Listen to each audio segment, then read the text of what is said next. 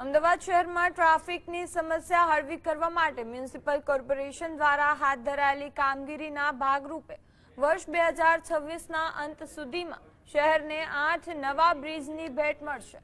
હાલમાં વિવિધ વિસ્તારોમાં બ્રિજ નિર્માણની કામગીરી પૂરજોશમાં ચાલી રહી છે, જેમાં વાડજ સર્કલ પર બની રહેલો બ્રિજ આગામી 2-3 મહિનામાં જ જનતા માટે ખુલ્લો મુકાય તેવી શક્યતા છે। આ પ્રોજેક્ટ્સમાં ઐતિહાસિક એલિસ બ્રિજનું કામ પણ જુલાઈ અંત સુધીમાં પૂર્ણ થશે, જેનો ઉપયોગ હવે માત્ર પદયાત્રીઓ માટે જ કરવામાં આવશે।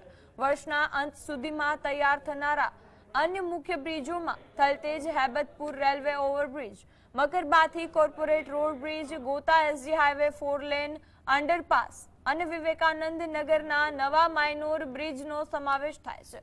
આ નવા ઇન્ફ્રાસ્ટ્રક્ચરથી શહેરના પૂર્વ અને પશ્ચિમ વિસ્તારોમાં વાહન વ્યવહાર વધુ સુગમ બનશે।